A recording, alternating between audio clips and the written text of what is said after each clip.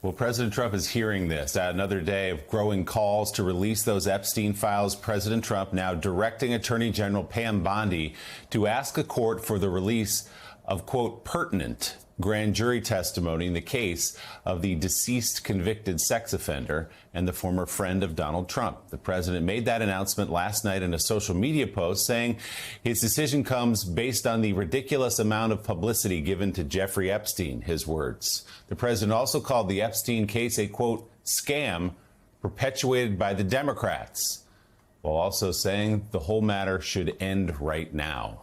In response, Attorney General Bondi posted on social media last night that the Justice Department is, quote, ready to move the court tomorrow to unseal the grand jury transcripts. Meanwhile, President Trump now says he will sue the Wall Street Journal over its latest reporting about a letter Trump allegedly sent to Jeffrey Epstein back in 2003.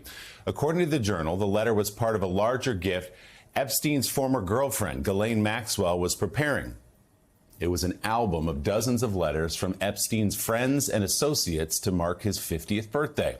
People who have reviewed the notes tell the Journal the pages are among the documents the Justice Department reviewed when it investigated Epstein and Maxwell years ago.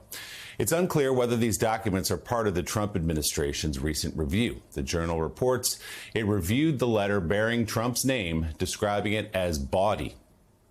The paper writes the letter, quote, contains several lines of typewritten text framed by the outline of a naked woman, which appears to be hand-drawn with a heavy marker. The letter concludes, happy birthday, and may every day be another wonderful secret. NBC News has not independently verified that document. In an interview with the Journal on Tuesday, the president denied writing that letter, saying, quote, this is not me. This is a fake thing. I never wrote a picture in my life. I don't draw pictures of women. It's not my language. It's not my words. The Journal reports the president then threatened to sue the paper if it published the piece, which it did publish. The Justice Department has not responded to the Journal's request for comment, and the FBI declined to comment as well. Last night, after that story was published, Trump slammed the piece in a Truth Social post, calling it false, malicious, and defamatory.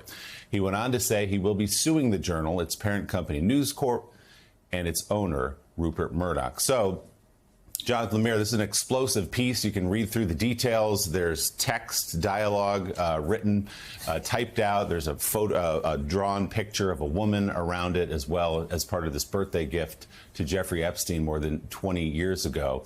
Donald Trump says it's not true. He says he's suing. Wall Street Journal stands by the story. They do. This story had been rumored for a few days. It was echoing throughout the sort of New York and Beltway media sphere that the Journal had something and had something big, and the White House was trying to squash it. And in fact, as the paper chronicles, there was a phone call Tuesday night with President Trump, which he denied it. Trump himself posted on social media that he called editors at the Wall Street Journal and Rupert Murdoch himself to say, don't run this. And in Trump's accounting, Murdoch said he would try to stop it, but then didn't. So that's some of the backstory here. But this is seemingly a big deal. It's further, the letter, if accurate, suggests more connections between Trump and Epstein. We knew they were friends, certainly. Trump has spoken about that. They've been photographed together, but it is a pretty bawdy letter. There's an imagined dialogue between Trump and Epstein that is, some could view potentially incriminating or at least weird. The drawing is pretty graphic, which we won't fully describe here.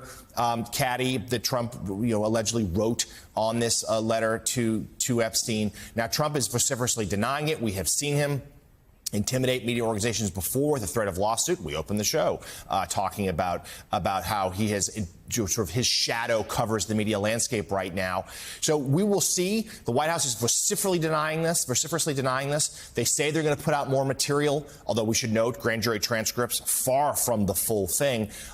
Where do you think this goes from here? Is this revelation going to impact not how Americans view this story, but also Republicans and how they will now handle this going forward, as they've been willing to defy Trump at least a little bit to this point?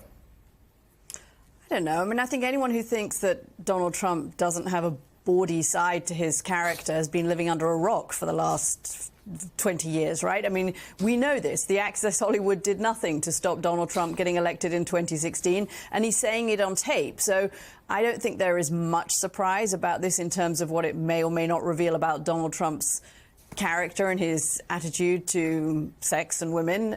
We've seen that before. I mean, I think what it does, perhaps paradoxically, is it gives the White House, as we saw that with Caroline Leavitt, we saw it with J.D. Vance, who finally weighed in on the story late last night. It actually gives them some kind of an opportunity to turn this into a kind of railing against the press. And that's always a very much more comfortable zone for them to be in.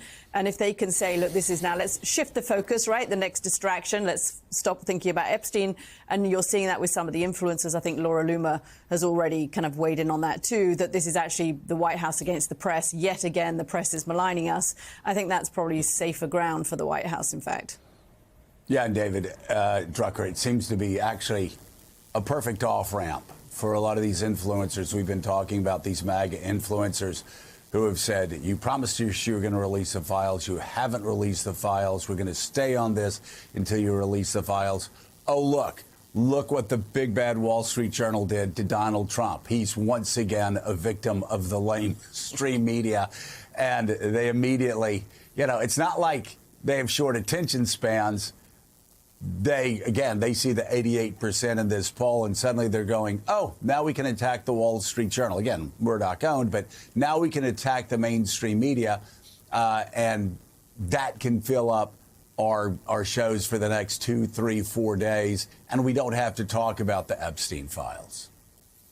Yeah, that's correct. There's a couple of things going on here, Joe. First of all, I think we ought to find a video of Donald Trump reciting the snake, right? Because he lived by the conspiracy theory, died by the conspiracy theory.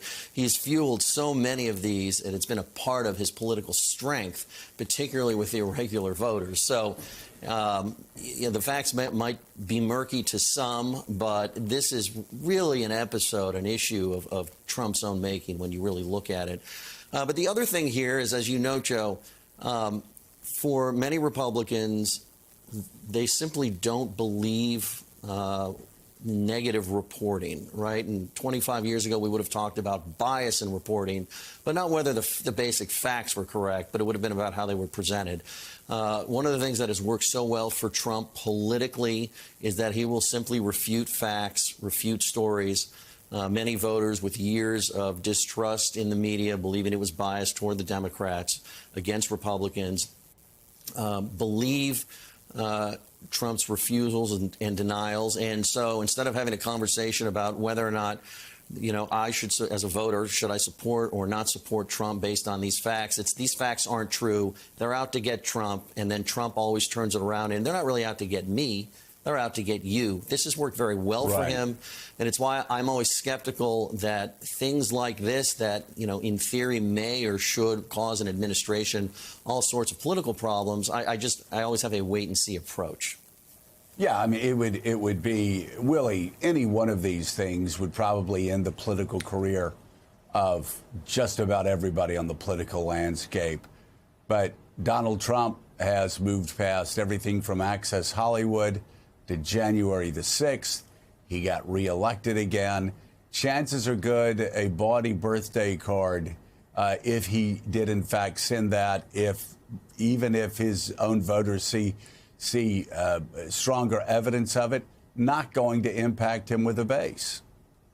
And as David said, it's a measure of how well he has conditioned his supporters to distrust the media, that he can convince them that the Wall Street Journal, owned by Rupert Murdoch, is a tool of the left. The larger point, though, Jonathan, even if this story doesn't stick with his voters, is the fact that is whispered by some of these same podcasters and influencers who support Donald Trump, that Donald Trump was friends with Jeffrey Epstein. He's no wrongdoing. He says he didn't do anything wrong in this larger case, but that they were friendly, and that he may have written him a letter on his birthday, and that they did go to Atlantic City and hang out in the 80s and 90s. So that is out there when he's so defensive about this and saying it should go away, it's a scam, it's a hoax.